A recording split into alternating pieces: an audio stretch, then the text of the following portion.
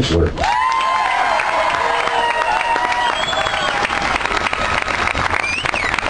Well, I would like to thank you all for coming out. I appreciate it. I'd also like to thank the event organizers for inviting me to speak. I'm humbled that there are this many people here today. So if you can't hear me, I'm sure you'll let me know.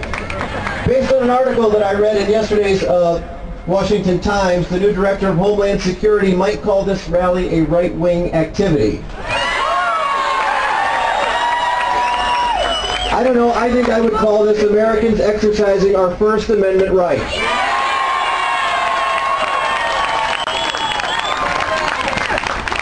And as I'm last and we're running out of time, I'll try to move quickly. I think we all know which president said the most terrifying words in the English language are, "I'm from the government and I'm here to help." Well, I'll tell you what, today, we the people are taking the first step towards securing financial restraint and accountability to the taxpayer and to tell our government no thanks. You being assembled here today is a testament to the frustration that Americans are feeling across the country. Frustration with high taxes, with an out-of-control government spending problem, and a refusal by state and federal government to hear what you're saying when you say, stop spending. Well, I want you to know I hear you. You've heard a lot from speakers today that have talked about the fact that we're taxed too much, and I know that you would agree that the tax burden on Ohio's families is one of the situations we have to remedy to improve Ohio's economy. But the time has also come to look at some fundamental responsibilities of government and how far government has gone in exceeding their mandate. State and federal budgets have ballooned over the past decades under administrations from both parties, and neither party seems willing to take on the spending problem we have in Columbus or in Washington. Well, the time has come for American people to stand up and make your voices heard and say to your representatives, enough is enough. One of our presidents said, don't be afraid to see what you see. So let's take a look at Ohio's economy. 13.1% of our people are living in poverty.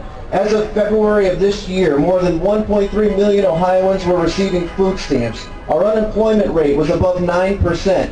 We had lost more than 214,000 jobs in the last year. Ohio ranks 48th in the percentage of population growth, which means everybody that can is leaving, and I don't think they should. These are not partisan issues. These are issues that cross all socioeconomic lines. They affect your family, and they affect my family. We need to do better in Columbus and Washington, and we must do better. Ohio is at the bottom of too many categories, and with so much bad news in our papers, we never hear any of the good news. My response to all those negative indicators are, now is the opportunity for us to make change to the state of Ohio and to the United States.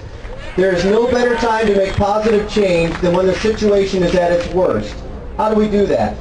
First, we need to free Ohioans from heavy tax burdens, especially during strained and tough economic times like now.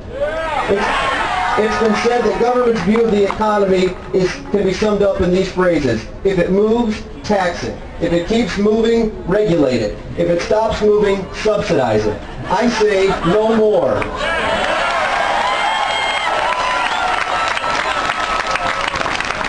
One of our prior speakers said, and I agree wholeheartedly, entrepreneurs and small business owners are responsible for almost all of the economic growth in the United States. Those businesses need to be nurtured, courted, and encouraged in the state of Ohio. You Ohioans work hard for your money, and you deserve to spend it and save it as you see fit.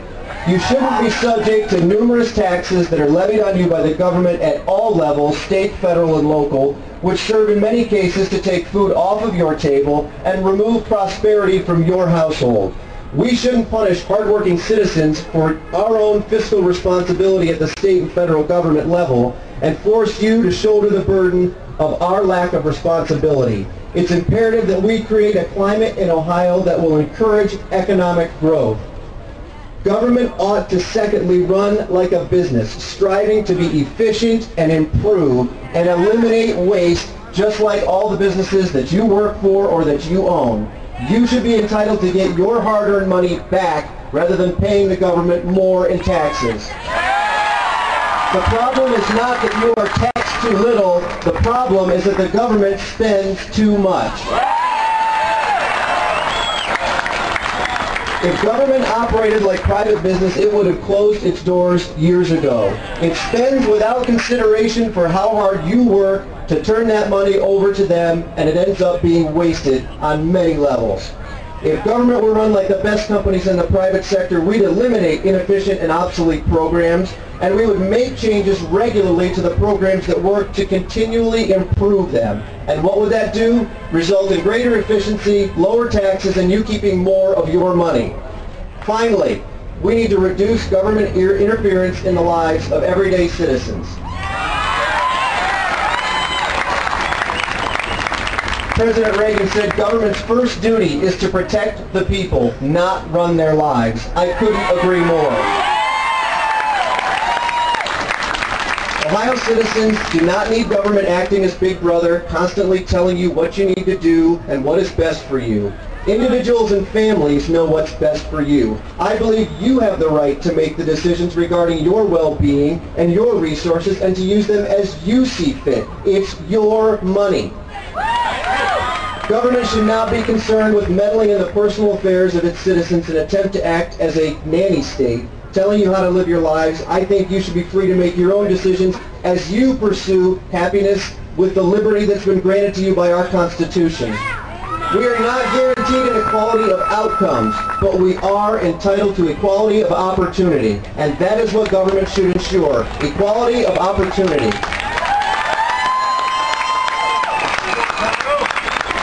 This is where we draw the line in the sand and say, no more. And this can't end with our rally here today. This must be the beginning of citizens taking active steps to speak to their government, to contact their representatives, to be involved in grassroots organizations in whatever stripe you may think is the right way. But be involved. You showed up here today as a start. It can't be the end, or I can assure you, nothing will change. I recently heard the 10 cannots, and you may have heard them, but I thought it would be important for us to share them today. You cannot bring about prosperity by discouraging thrift. You cannot strengthen the weak by weakening the strong. You cannot help the poor by destroying the rich. You cannot further the brotherhood of man by inciting class hatred. You cannot build character and courage by taking away men's initiative and independence. You cannot help small men by tearing down big men. You cannot lift the wage earner by pulling down the wage payer. You cannot keep out of trouble by spending more than your income. Perhaps the government ought to listen to number 8 more than the others. You also cannot establish security on borrowed money. Again, federal government, are you listening? And number 10, you cannot help men permanently by doing for them what they should do for themselves.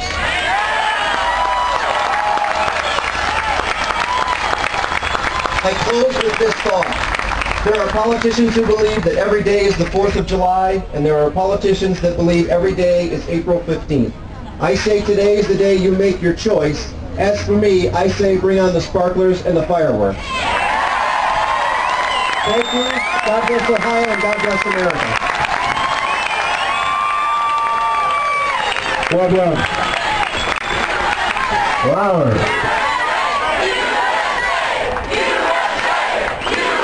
That's what it's all about. Keep it going. In closing, you don't have to stop. I want to thank you. May God bless your families. May God bless your children. I hope that you will be with me tomorrow morning beginning at 9 o'clock. I hope each of you will pick up the phone. I hope you will call me if you can, and we continue this. It does not stop today. It continues on from this moment, and it continues every single day. If you are with me, call me, be a part of it. Again, God bless all of you, and God bless America. Thank you. Thank you. Thank you.